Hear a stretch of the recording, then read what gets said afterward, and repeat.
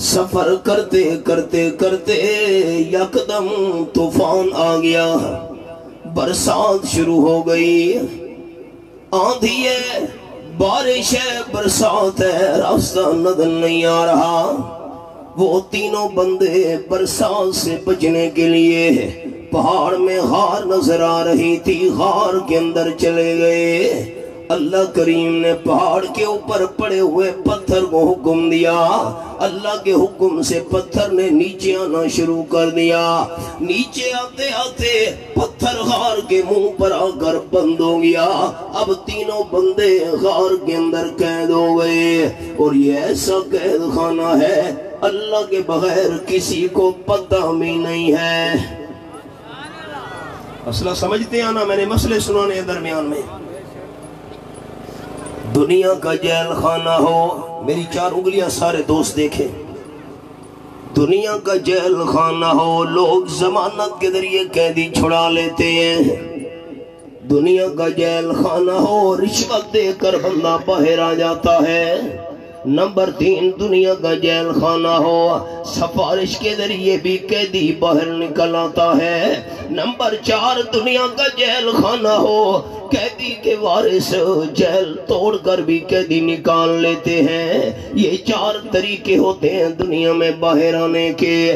ضمانت 1، رشوت 2، سفارش 3 اور طاقت 4۔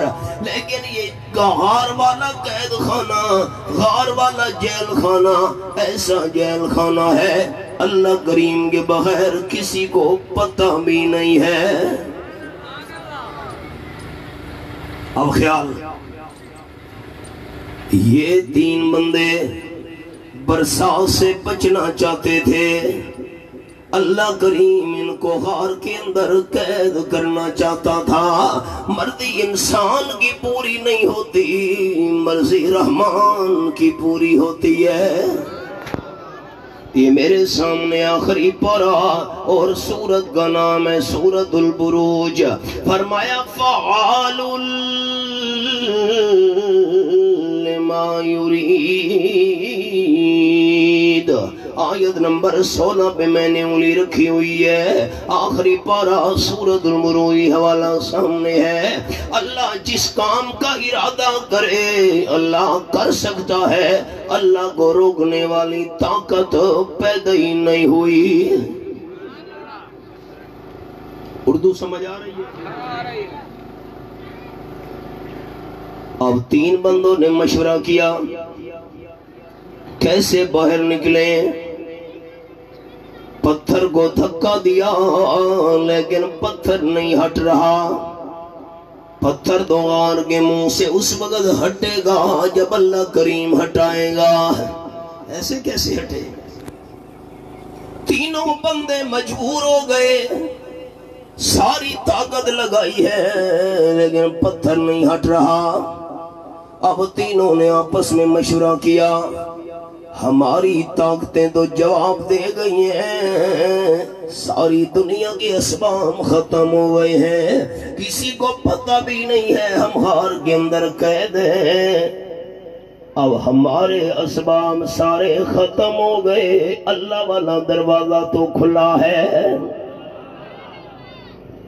20واں پارہ، سورت کا نام سورت النمل، یہ میرے سامنے رب العالمین کا کلام کھلا ہوا ہے۔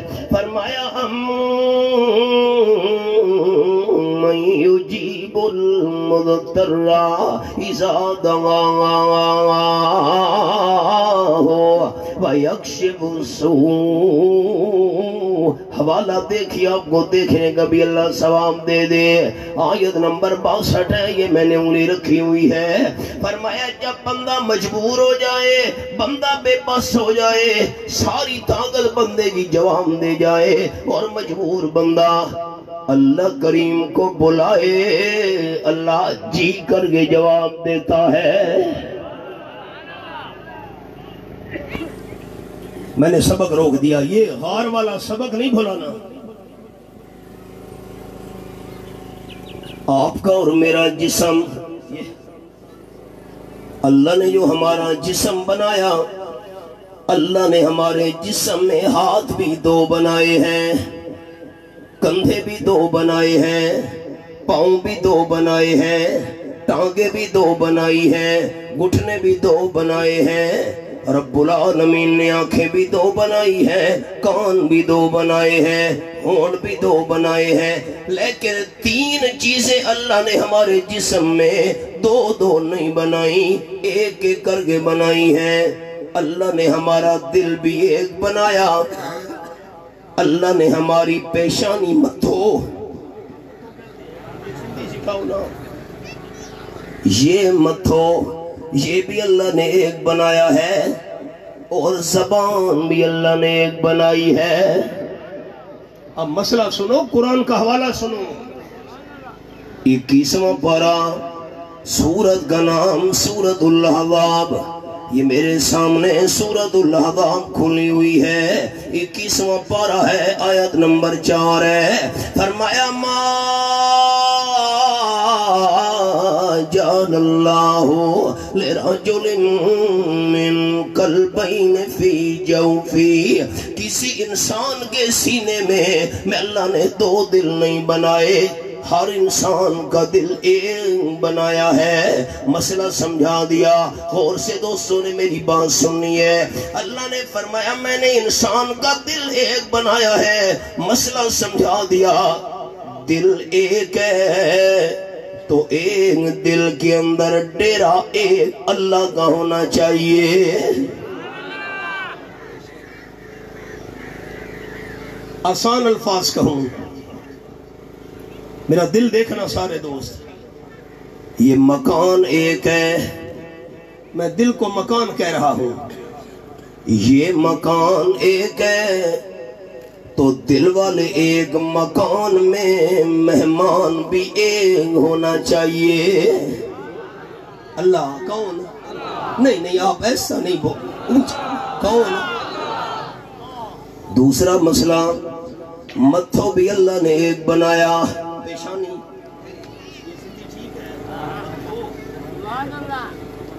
یہ پیشانی بھی اللہ نے ایک بنائی ہے، ماتھا بھی اللہ نے ایک بنایا ہے۔ میرے جماعتی دوستو، دل کی تختیوں پہ میرے لفظ لکھو، متھو ایک ہے، پیشانی ایک ہے، تو ایک متھو کے ساتھ سجدے کے لین بھی صرف ایک ہے۔ کون؟ نہیں، ہاتھ کھڑے کر کے کون؟ ماتھا اللہ بنائے اور سجدے قبر کے، ہائے ہائے، متھو اللہ بنائے سجدے گھوڑے کے آگے، متھو اللہ بنائے سجدے دربار کے آگے، متھو اللہ بنائے سجدے پیر کے آگے، متھو اللہ بنائے سجدے فقیر کے آگے۔ نہیں، پیشانی ایک ہے، ماتھا ایک ہے، تو ایک ماتھے کے ساتھ سجدے کے لین بھی صرف ایک ہے۔ تیسرا مسئلہ، یہ میرے سامنے آخری پارہ اور سورت کا نام سورت البلد، یہ میں نے رب العالمین کا قرآن کھولا ہوا ہے، یہ آیت نمبر 8 اور 9 حوالہ چیک کرے۔ فرمایا علم نجعل لہ عینین ولسانا وشفتین، میں اللہ نے انسان کی آنکھیں بھی دو بنائی ہے، انسان کے ہونٹ بھی میں اللہ نے دو بنائے ہیں، لیکن لسانا، زبان میں اللہ نے ایک بنائی ہے۔ مسئلہ سمجھا دیا، زبان ایک ہے تو ایک زبان کے ساتھ مشکل وقت میں بلانے کے لئے بھی صرف ایک ہے۔ کون؟ نہیں ایسا نہیں، کون؟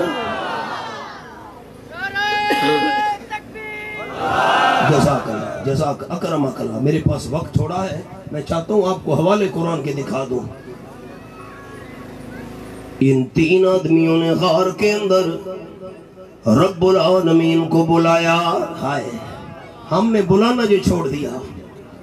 24واں پارہ سورت کا نام سورت حامیم المومن. یہ میرے سامنے رب العالمین کا قرآن کھلا ہوا ہے اور آیت کا نمبر ہے 60. فرمایا وَقَالَ رَبُّكُمُ ادْعُونِي أَسْتَجِبْ لَكُمْ. تمہارے رب نے اعلان کر دیا ہے میں اللہ کریم سے مانگنا تمہارا کام ہے، سن کر تمہاری خالی جھولی کو بھرنا میں اللہ کریم کا کام ہے. اور مسئلہ سنیں. سندھ کے دوست ہمیں کہتے ہیں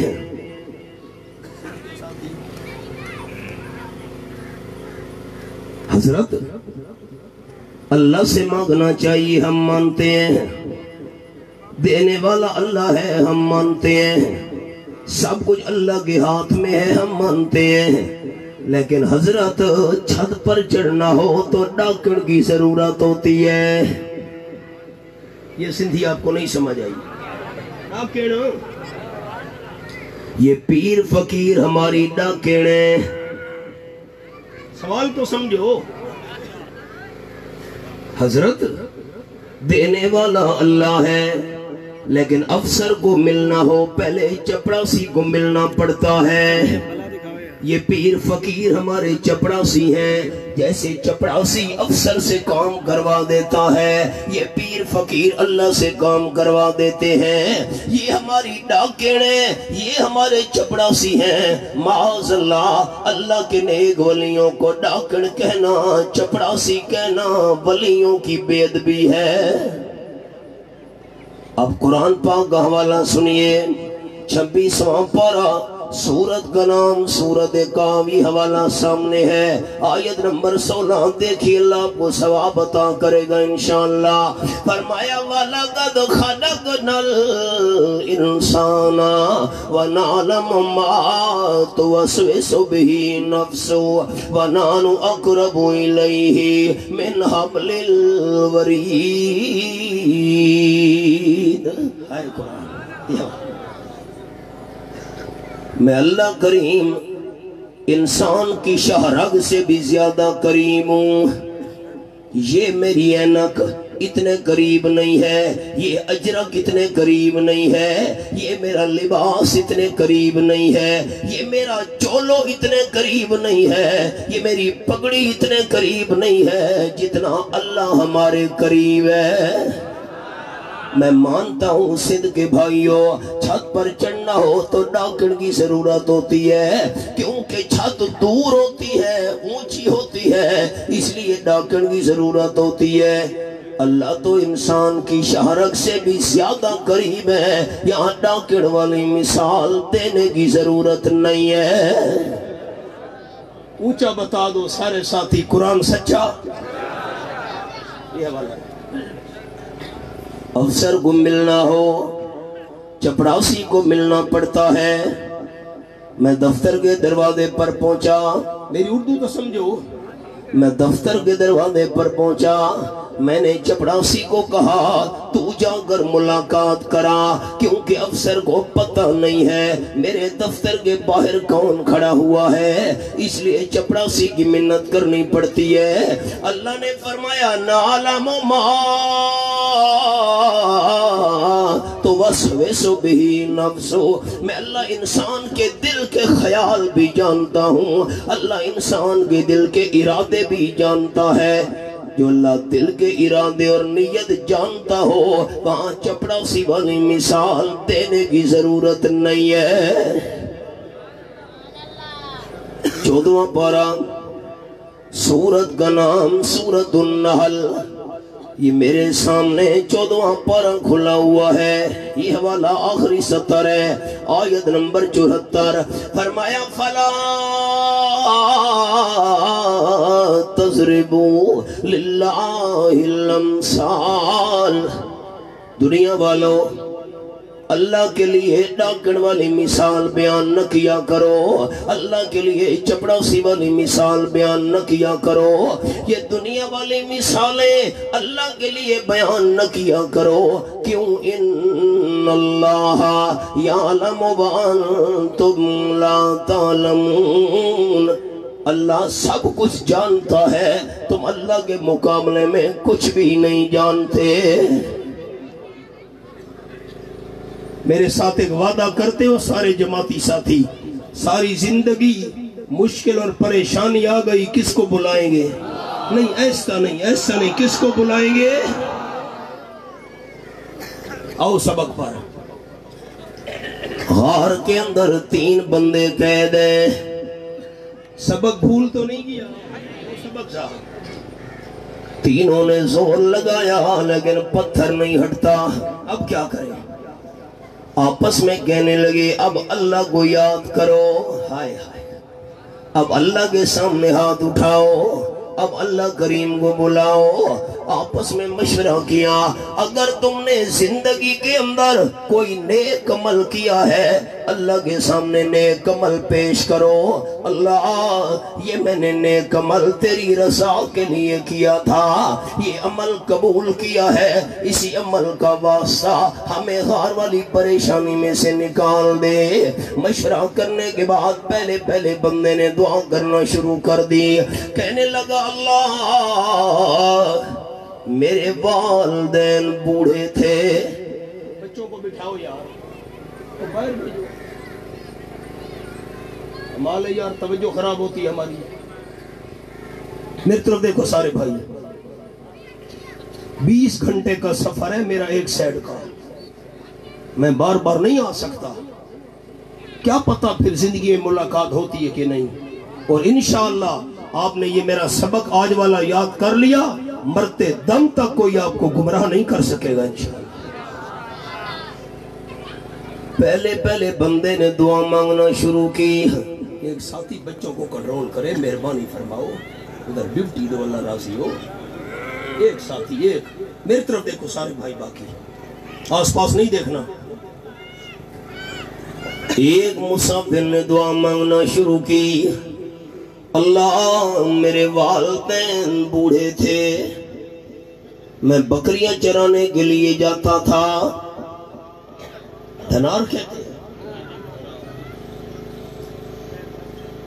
جب بکریاں چرانے کے بعد واپس آتا تھا، بکریوں کا کھیر نکال کر برتن میں ڈال کر پہلے والدین کو پلاتا تھا، بعد میں اپنی گھر والی کو دیتا تھا، بچوں کو دیتا تھا۔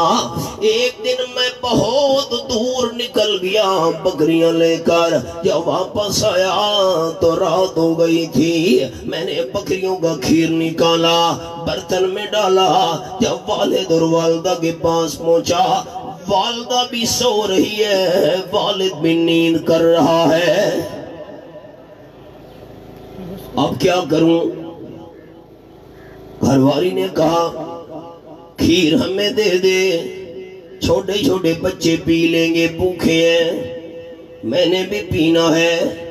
میں نے گھر والی کو کہا نانا پہلے بوڑھے والدین کو کھیر پلاؤں گا، بعد میں تمہیں دوں گا۔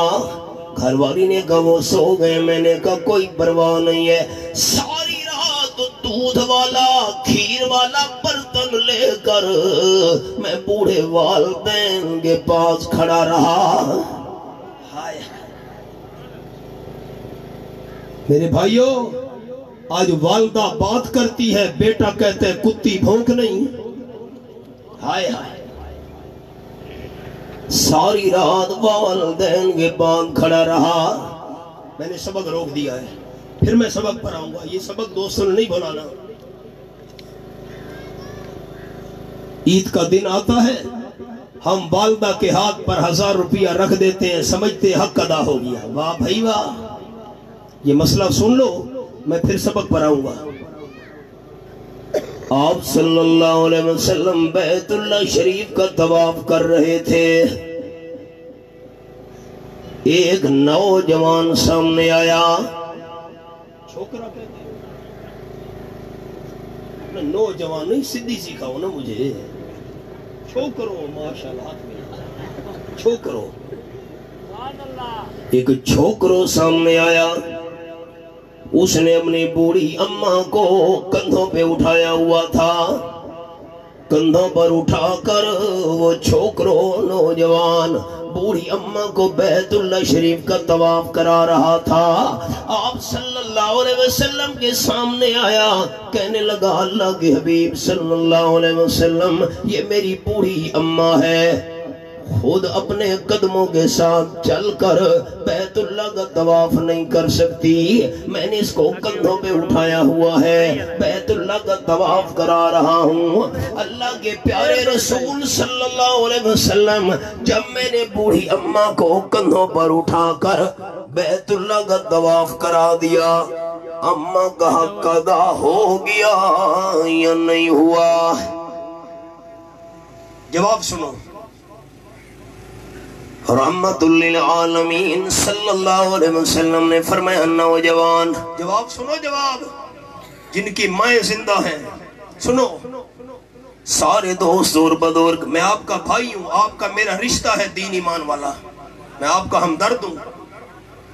آپ صلی اللہ علیہ وسلم نے فرمایا نوجوان 7 چکر بیت اللہ شریف کے لگوا کر تو پوچھتا ہے اماں کا حق ادا ہو گیا ہے کہ نہیں؟ سننا، جب تو گھر سے باہر جاتا تھا کسی کام کے لیے، جتنے تک تو گھر میں واپس نہیں آتا تھا تیری اماں تیرے لیے ٹھنڈے سانس نکالتی تھی، میرے بیٹے کو دیر ہو گئی ہے، ہائے میرا بیٹا کیوں واپس نہیں آیا؟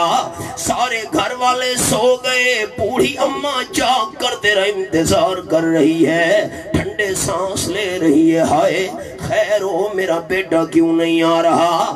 آپ صلی اللہ علیہ وسلم نے فرمایا نوجوان چھوکرو، ساری زندگی والدہ کو کندھے پر اٹھا کر بیت اللہ شریف کا طواف کرا، ایک والدہ کے ٹھنڈے سانس کا بھی حق ادا نہیں ہو سکتا۔ ہمارے حالات کیا ہیں؟ آپ صلی اللہ علیہ وسلم نے مکہ فتح کیا، حضرت ابو بکر صدیق رضی اللہ تعالیٰ عنہ اپنے بوڑھے والد کو لے کر آئے، ابو قحافہ اس کو کہا جاتا تھا، حضرت ابو بکر صدیق کا والد، بال سفید تھے، آنکھوں سے نابینا تھا، دیکھ نہیں سکتا تھا، کمر جھکی ہوئی تھی، ہاتھ میں لٹھ تھی ڈنڈا، ایستا ایستا حضرت ابو بکر صدیق اس کو لے کے آئے، آپ صلی اللہ علیہ وسلم نے دیکھا، آپ جلدی سے اٹھے، چادر آپ صلی اللہ علیہ وسلم کے کندھے پر تھی، وہ چادر مبارک بھی نیچے گر گئی، آپ صلی اللہ علیہ وسلم پہنچے، حضرت ابو بکر صدیق کو فرمایا خیر تو ہے، کیوں بوڑھے والد کو لے کر آ رہے ہو؟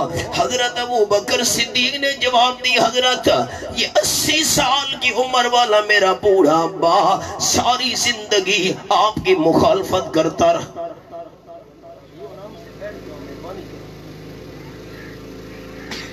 پھر مجھے سبق دہرانا پڑا۔ آپ صلی اللہ علیہ وسلم نے فرمایا کیوں بوڑھے ابے کو لے کے آ رہے ہو؟ حضرت آنکھوں سے نابینا ہے، تکلیف کر کے آ رہا ہے، لٹھ کی ٹیک میں آ رہا ہے۔ حضرت ابو بکر صدیق رضی اللہ تعالیٰ نے جواب دیا اللہ کے محبوب 80 سال تک میرا ابا آپ کے ساتھ دشمنی کرتا رہا ہے، آج میرا بوڑھا ابا جناب کا کلمہ پڑھنے آیا ہے۔ حضور صلی اللہ علیہ وسلم نے فرمایا مسئلہ سننا، ہم اپنے ماں باپ کو گالیاں دیتے ہیں، والد بات کرتے ہیں ہم کہتے چپ کر، کسی بندے کو بات کرنے دے، ابا بندہ ہی نہیں ہے۔ آپ صلی اللہ علیہ وسلم نے فرمایا حضرت صدیق اکبر رضی اللہ تعالیٰ عنہ بوڑھے والد کو کلمہ پڑھانا تھا، اس بوڑھے کو کیوں تکلیف دی ہے؟ میں آمنہ کے لال کو کہہ دیتے میں چل کے آ جاتا۔ حدیث میں آیا آپ نے اس کے کندھے پہ ہاتھ رکھا، وہ تو نابینا تھا، دیکھ نہیں سکتا تھا۔ آپ صلی اللہ علیہ وسلم نے فرمایا ابو قحافہ جس آمنہ کے لال کے ساتھ 80 سال تم دشمنی کرتے رہے ہو وہ اللہ کا محبوب میں ہوں، میں نے اللہ کی رضا کے لیے ساری زیادتیاں معاف کر دی ہیں۔ ہاں ہم اس محبوب صلی اللہ، میری اردو سمجھ آ رہی ہے، ہم اس محبوب صلی اللہ علیہ وسلم کا کلمہ پڑھتے ہیں کہ محبت کے یوں جس نے دریا بہائے، دل ان کا بھی جیتا جو سر لینے آئے، یہ بندہ نوازی کے جوہر